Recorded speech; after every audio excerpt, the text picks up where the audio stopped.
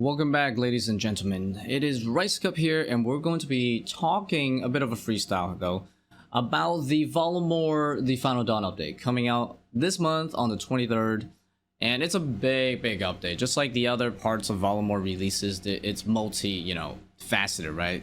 So what's coming out with this particular update? So you have a new quest, amazing, exciting. Everybody loves quests, right? Please don't spacebar. That's what Jags would say, but yeah. Anyways, once you complete this quest, you have access to the new endgame boss. You're not gonna believe what type it is. It's a freaking demon boss. Wow, back to back. Jags loves demons. But yeah, it's a trend. Sometimes, it used to be dragons, now they love demons. But maybe this will be the last one. Maybe. But we'll talk more about all these in a second, because we still have a few other things to quickly go over. So we have Vale, a new area in Varlamore. And in it has a Fletching Minigame. It's pretty promising. And we also have a Slayer dungeon, the Custodia Pass, in between Varlamore and Koren. So there's going to be a new Slayer monster there with, of course, a reward. And you also have Gemstone Crab, so a new type of crab variant, probably going to be a bit of an AFKer. But yeah, it's a gem crab, so it probably drops gems. And there's a giant version too, so you can do like group content. There's also a new Nagua. Pretty exciting, if you're a fan of stuff like the Sulfur Blaze and the Tumult Lees. This Nagua will drop the stab version. Ooh, yeah, level 55 weapons. So anyways, let's go in depth on the first topic. Massive topic here.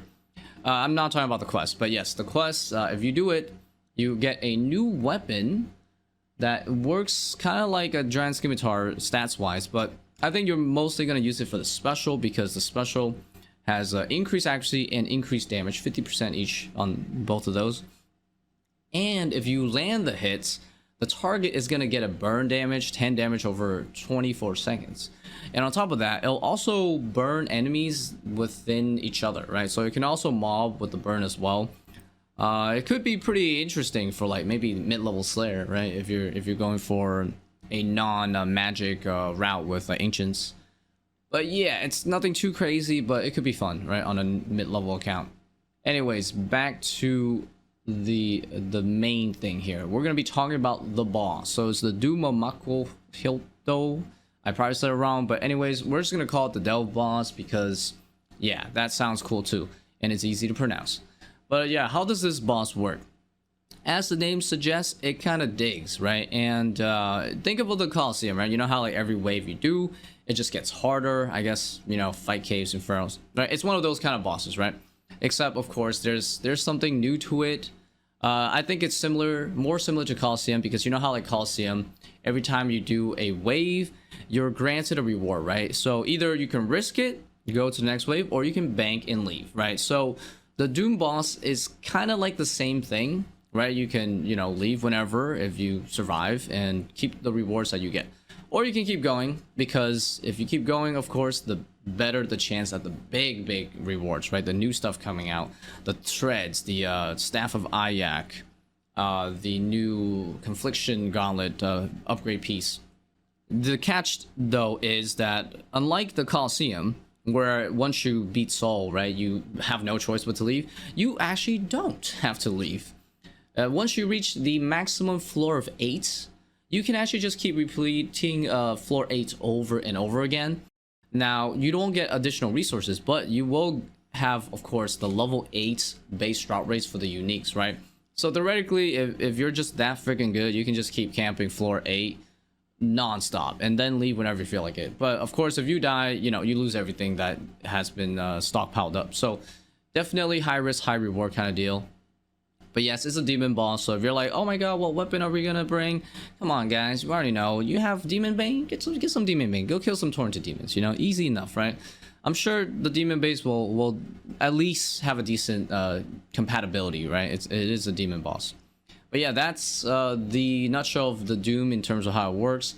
But of course, we're gonna talk about the rewards, because yes, we love the rewards. So the first reward we're going to talk about, I guess we'll keep it simple, is the Avernic Treads. So these are shoes. They are the best shoes for all 3 styles offensively, and arguably it's pretty close to defensively as well. But yes, it has two versions. You have the base version, which is already still best in slot. You know, it already beats the stats of all the Serb boots combined, basically. And on top of that, the second version that you can get is the even more upgraded version. So I guess it's called the max version. As you can see, the stats go up quite a bit more for the max version on the other bonuses, right? You go from 4 melee strength to 6, 2 range strength to 3, 1% magic damage to 2%. Now, interesting to note, both shoes have range strength, and it's the first time that shoes in general has range strength. So that's going to be super big boost, especially for range. But just a boost, right, in general for all three styles. But yes, the max version requires you to give up all 3 of your boots from Cerberus. And yeah, you just combine it in there, and then it becomes the max version. You could deassemble the max version and get the boots back, I guess. So they did say that here. I kind of wish it didn't, right? Just because it would sink a bunch of the boots, but of course, sinking like Pagations, which is worth like what, 30 plus mil, is kind of crazy, I guess. But I don't know. What do you guys think? You know, should it be fully untradeable or should it not be? And this is what it looks like, by the way. If you're doing a lot of switches already, bringing multiple shoes and things like that, right, to raids and whatnot, very few people will probably do that. Just be happy that you don't have to worry about shoe switches anymore. You literally just bring one shoe. And it's going to be amazing on my Ultimate Iron Man when I play that again, because it's literally just one size fits all kind of thing. That's going to be awesome. And yeah, you need the demon tiers to also make the boots. But the demon tiers is one of those, like, you know, etc. drops that you'll get. Can be used to charge all these other new items that's coming out. Like the Staff of Ayak that I will talk about right here. I guess the Eye of Ayak, sorry. But yeah, this is an interesting new magic weapon that you can get from the new boss. So this Eye of Ayak is basically the second overall best magic staff in the game, and it's a charge staff, you know, just like a trident. But the interesting parts of it is that it's 3 take, so it's quite faster than all the other magic weapons that we've ever used, right? And it also has a special attack, which is also pretty nice. It is increased accuracy, doubled actually, so 100% more accuracy, 30% higher max hit, and it will drain magic defense equal to the damage dealt. So that's really crazy, because the only other magic weapon that I know that drains defense is the Accursed Scepter, but that one drains based on percent. It's like 15%, and you can't use the spec more than once, like in terms of landing it on the enemy. But this, though, I think you can use this more than once on the enemy to lower the defense, closer to kind of like a BGS, right, kind of deal. But yeah, really good weapon. Also, the attack speed, because it's 3 take, could be really good for doing last hits, or just for killing enemies that are like very low HP. So this staff would be insane at like Nyla Room, for example, at Tob. Good for last hitting, so maybe switching between Pillars and Nightmare, I think I've heard someone say. But yeah, overall though, really good staff. Also, the cost to charge it is pretty chill. It's 2 Death Runes, 1 Chaos Rune, or you can use, like I said, the new etc. item from the demon boss, the 1 demon tier per cast. But yeah, it should be insanely good. Obviously, the other options you have was Sang Staff or Shadow, right? And both come from a raid. So Tob is obviously not the most easy to access, and you know, Shadow being Shadow, Mega Rare, is quite rare. So yeah, I feel like the Staff of Ajax probably gonna be not crazy rare, because I've seen that Jax likes to not, you know, make all these newbie wars too hard to get. As long as you know can put in a decent amount of time. So I feel like this will definitely be a very popular item. So before we get to the next topic, I will warn you, it is rather controversial, and I know some of you guys in the comments can get a little rowdy and heated, which, you know, we shouldn't be about that. But if that ends up happening to you, then the sponsor segment might be of good use for you guys. I just want to take a moment to say RuneScape has been an amazing hobby, as it lets me be creative, work on many goals, and be a part of an awesome community for a very long time. I realized as I got older that one of the most important goals in my life was long-term happiness and satisfaction, which included working on positive hobbies like gaming. I realized that I've been surrounded by good people in my life, which has taught me the importance of mental health. I know many of the homies here watching have inner struggles, and finding solutions to them can be incredibly challenging. That's where BetterHelp, our sponsor, comes in. I believe that finding the right therapist is one of the most effective ways to help people struggling with various issues. Just fill out a quick questionnaire and BetterHelp can connect you with the right therapist. If that therapist isn't the right fit, you have the option to switch as well for no additional charge. They're highly rated.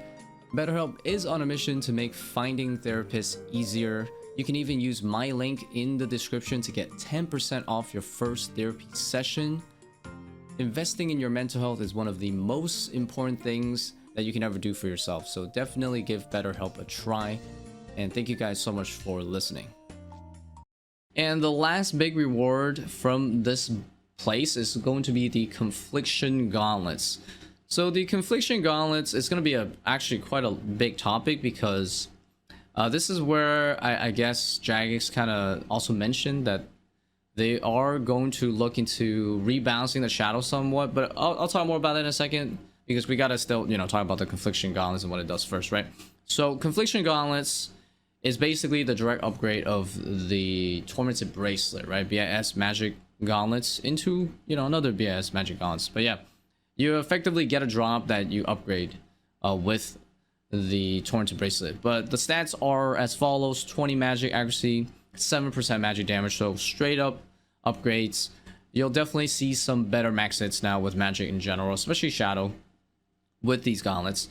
And it also has a passive effect, which I feel like has been rather controversial in terms of what this means, right, for balancing in the future. So how this passive works is that if you are wearing the gauntlet and you're using a one-handed magic weapon, right, which is basically anything that's not a shadow, if you were to miss with the spell or the charge attack with that, again, one-handed magic weapon, then your next hit of the same exact thing that you're using, spell or attack, will have 2 accuracy rolls. So it's basically becomes a fang temporarily, right, in terms of the accuracy roll effect. So that means you'll have a much higher chance to land that attack. Super good, especially on tankier enemies, right, to magic, where you're basically forced to use magic. So it could be really good for, like, imagine, you don't have a shadow, so you're using a trident or the staff of Ayak, whatever, right, on Whisperer, for example, right? There's a decent amount of misses, so this passive effect would be really good. I guess here's some of the controversy points, right? Some people were saying, yo, you should maybe put this passive on a shield because it would just make so much more sense on a shield, right? Just having on a shield automatically just means that you can't even wear the shadow, right? I agree that that passive probably belongs better in a shield, like Arcane, Fortify, Eladina Sword, even the Wyvern Shield, for example. I feel like it makes sense, shields don't really get that much love nowadays, and I feel like this passive is really cool. This definitely stems from a bigger issue, right, which is that Shadow is just simply too strong, right, whether it's offensively or accuracy wise, right? Shadow just has insane stats all across the board because of the passives, right? So if you didn't know, the Shadow has unique passives. It triples magic percent damage, it triples magic accuracy of the gear that you wear, right? So specifically for the Shadow's auto attack though, right? Okay, it's not like ancient magic's all of a sudden gonna get triple accuracy or damage, right, just because you're wearing Shadow. It's for that built-in spell. But either way, just 3x accuracy, 3x damage for that built-in spell is insane, right? And that's the reason why they're trying to add these, like, accuracy passive boost effects to other items and not give it to the Shadow. It's because they want to narrow that accuracy, at least the accuracy side, right? They want to narrow the difference, the wide margin of accuracy between every other magic weapon and the Shadow, right? Imagine this is the gap, right, just between any magic weapon and Shadow, right? Because no other magic weapon has, like, double, triple accuracy, right? Now with these gauntlets, right, coming to the game, let's say the gap will probably be like this, but as you can see, the gap is still quite massive, right? Whereas the gap between stuff like range weapons and melee weapons is probably more like this. Every, like, tier, the gap just kind of goes, up a little more, right? Whereas, yeah, magic, even with the gauntlets, is probably still here. So it's a pretty big gap. So with that being said, Jagex did say they want to balance the Shadow, as I mentioned, but they didn't say how. And I understand it's very controversial, and a lot of other players have, mentioned they have these ideas on how they want to do it. Yeah, I think what Jagex will most likely look at is going to be the accuracy, right? Because look, they're already addressing that a little bit with these gauntlets. And another reason is because Shadow's max hit, if you didn't know, is not even that crazy. right? Compared to the other mega rares, right? T-Bow and Scythe, for example, they already can hit 80s, 90s, and even like 100, you know, in the case of the Scythe, and maybe even T-Bow on like certain skills of raids. But you get the idea. Shadow basically hits like 60s, 70s, maybe 80. Yeah, probably 80 at TOA because it's 4x damage at TOA specifically. But yeah, as you can see, there's already quite a difference in the damage potential, right? But the thing that the Shadow has over every other item, even other mega rares, is of course the triple accuracy, right? Currently, with pretty decent gear, you can get like anywhere from 400 to 500 magic accuracy, even like 600 in TOA, right? So that definitely needs some balancing, probably, right? Don't touch the damage, right? But like they can most likely, I guess, they can probably put some sort of accuracy cap, maybe stop it from going past like 400 or something. Again, I'm not here to, you know, try to do the math for the numbers, right? That's up to Jagex. But the idea is simple.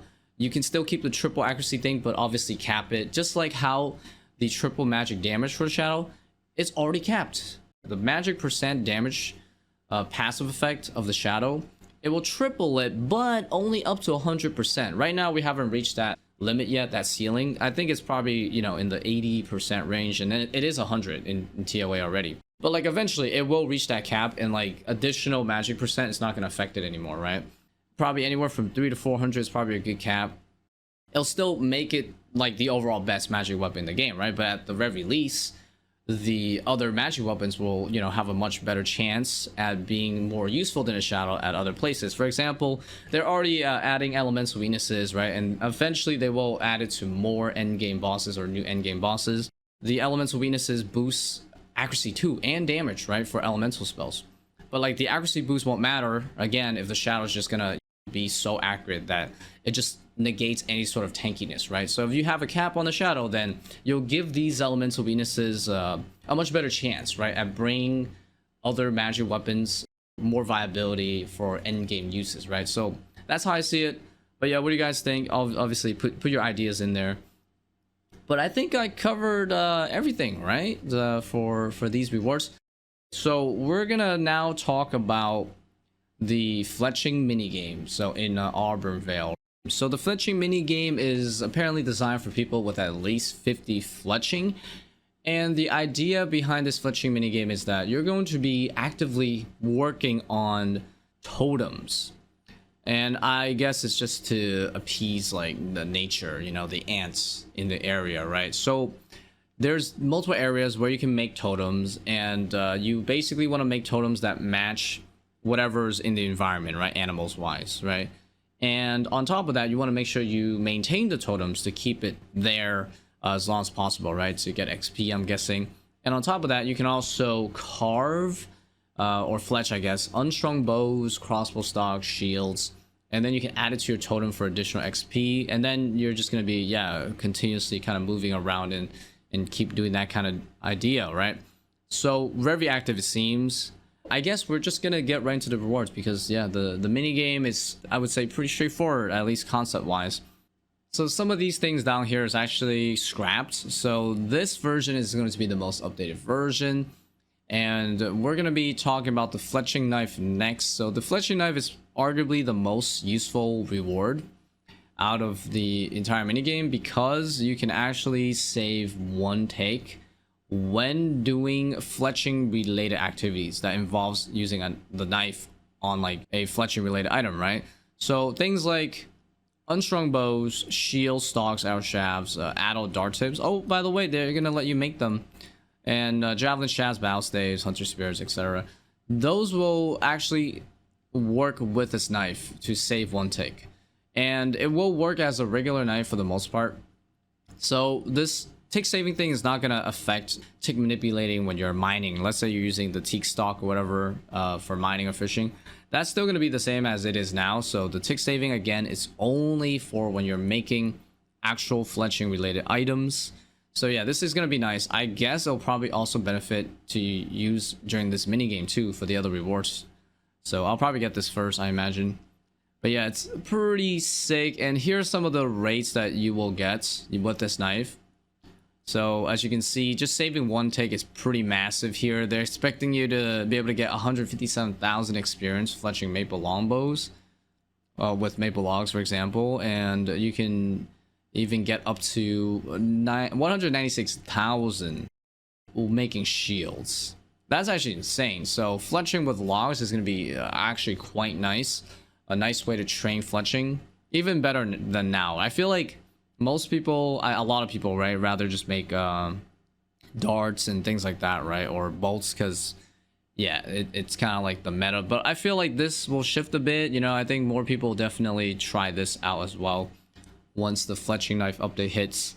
I guess the minigame hits, if you're willing to go and grab it, right? It's gonna be definitely something I would consider, especially, you know, for people that use Kingdom, right, get a bunch of logs. What are you gonna do with those logs, right? So it's nice that you have the mini game where, yeah, that makes the logs more useful. So the next thing we're going to be talking about is the bowstring spool. So this item, as the name suggests, lets you store bowstrings so that when you're fletching with your longbows, you can actually have like 27 in the inventory. So that means you're basically getting double AFK, because right now it's 14, right, that you can do at a time. And you can also upgrade it too. So there's 6 tiers. Holy shit, the 6th tier can hold 100,000 bowstrings. I'm not gonna lie to you, I actually have 100,000 bowstrings because I spun those bitches way back in the day because I thought the spell would be good, but it's honestly just so ass. Whatever. Side note, yeah, you can actually store 100,000 strings on this spool. So that's actually ridiculous. But yeah, that's another incentive for you to, you know, use those logs, right, to train your fletching. This is definitely like the icing on the cake here for fletching through logs. It's gonna be awesome.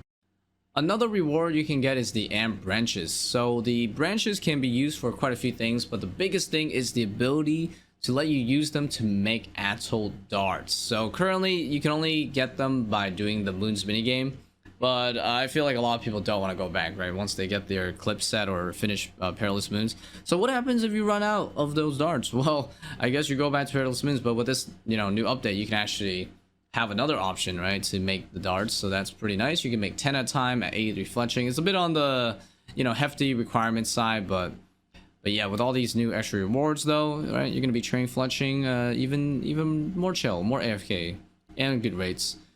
And the other things that you can do with these amp wrenches is that you can make these masks. They're basically cosmetic. So yeah, nothing much to say here. You can also make some new decorations for your house as well. So these are the pictures, as you can see here. So that's pretty much the fletching minigame in a nutshell here. Pretty good rewards, pretty nice way to, you know, innovate, or I guess bring some love back into some more traditional fletching methods. So, and I guess making logs a bit more useful again. I really do like that, you know. I do miss those days where people used to like hammer out freaking tons of logs everywhere, right, at Sears Bank or whatever. So this is kind of like the modern version of that once this mini game is yeah, out. And the next thing we will now be talking about is the Custodia Pass. So we don't know a whole lot about the Custodia Pass yet in terms of, like, you know, what is the full list of Slayer creatures, but we do know that this Slayer creature will be a thing when it comes out. And these guys are the Custodian Stalkers. So yeah, there's the different levels here, as you can see. So the earliest you can kill them is level 54, and then, you know, there's higher versions at 67 and 76. But they also dropped this thing called the Antler Guards. We don't have a picture on them yet, but we do have a stat here. So this Antler Guard is basically an offensive shield with all 3 styles, right? So you have melee offensive, magic, range offensive as well. So this is like an all-in-one offensive shield, mid-level shield. And it also comes with 5 strength, 2 range strength as well, 5 per. So it's actually quite nice. I can imagine people grinding this out around the same time that they would grind like a Slayer Mask or something on like an Iron Man. And of course, if you have the GE, you can literally just buy this, right? It shouldn't be too expensive, I imagine. But yeah, the requirement is 50 per to wear though, but I can definitely see people liking just an all-inclusive, you know, shield. Don't have to bring like different style switches. Obviously, you're not going to replace like a Giant Defender, because a Giant Defender is still much better for meleeing, but hey, if you just, you know, need something for magic and ranging though, this is actually a perfect item. You don't have to yeah, go and grab your god books and stuff, right, on an Iron Man. This could be a bit simpler, I guess, or faster way to get something of a similar stat. And it also has no defense requirement too, so it'll be a pretty big for like peers, you know, because they don't have defenders, right? So this will be like completely BS for melee, for peers, for shield slot. But it does have this weird like negative stats though on the defense, but I don't think it'll be too big of a deal, I guess, because they kind of want you to use prayer or safe spot the enemies that you'll be fighting. But yeah, this could be a bit of a con though, but I don't think it'll be, you know, too much to worry about. But yeah, Custodia Stalkers, Custodia Slayer Dungeon, that's kind of all we know about it right now. Now we're gonna talk about the new group PVM gem boss. Unfortunately, they didn't say a whole lot about the gem crabs. I've been looking, you know, I've been looking around, but I could not find any more information on it other than what you see here.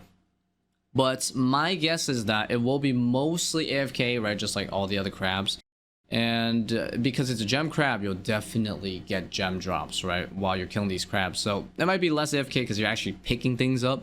But yeah, this would be most likely a decent way to get some combat XP, very low effort, and get some crafting XP on the side. And who doesn't love crafting XP, right? So I will definitely want to try this out on any new account that I make, and definitely see that it will be rather popular, especially because you can fight it with multiple players. So I wonder how big of a deal it is, like in terms of like, you know, what's like the split of drops based on the contribution. Like, will you at least get a minimum no matter what, or is it gonna just be fully based on contribution, right, percentage that you'll get for the reward? We'll see.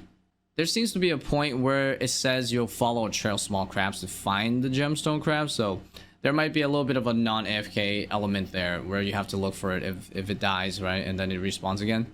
But it shouldn't be too big of a deal. We'll see. I definitely want to see how long the AFK is on this gemstone crab mini boss thing. And yeah, you have the new Naguas. I think I already talked about it, right? Yeah, you're gonna get that stab weapon, right, mid-level weapon, so it should be pretty decent for maybe TOA early on, because it actually rolls 2 accuracy checks, right, for every hit. Well, each hit is 1 accuracy roll, so you hit twice, so you get 2. But yeah, I could see that being pretty decent if you're trying to rush TOA or something, like early on. Obviously, you'll definitely get better weapons, right, on the way. But yeah, this could be a decent starting weapon for maybe TOA, like low levels. And just any, I guess, stab enemies. I guess not dragons, because I think it's two-handed. So that's about it for the Varlamore Final Dawn update. So just to reiterate, there will be a new quest, which will give you a new mid-level melee weapon with a cool special attack. And also let you fight the new demon boss, the Delve boss, the Mako Hoto boss. And it will give you some really crazy good items, you know, BIS boots, tribrid as well, BIS magic gloves with accuracy passive for one-handed magic weapons, and second BIS magic staff, and very good spec, you know, magic defense reduction weapon as well with additional accuracy and damage. You also have the Fletching Minigame that lets you improve your log fletching methods, improves just bowstring as well, and the minigame also gives some pretty good XP as well at 50 fletching, new Slayer Dungeon, new Gem Crab, new Naguas. So yeah, man, I hope you guys found this video to be very informative, and if you're excited about all these updates, let me know which ones, right? If you have any questions, leave it in the comments as well, or ideas, you know, for certain things that I was basically mentioning. Leave that there as well. Or if you want to just talk about it with me personally, I'm always streaming, so you can always check me out, twitch.tv/Ricecup. You can have discussions about all these things coming out. But yeah, I'll definitely be doing a lot of the content when it comes out on Mr. Iron Bar to start off. I'll probably do some on my as well, just because, yeah, some of these rewards seems really good for the as well. But that's about it. I'm excited for this update. I hope you guys are too, and if you enjoyed, make sure to leave a like. But yeah, I hope you guys enjoyed the freestyle video. Try to make it a bit more organized, you know, and try to make it a bit better with every rendition of the freestyle format that I'm doing. So yeah, I will see you guys later though. Thank you for watching once again.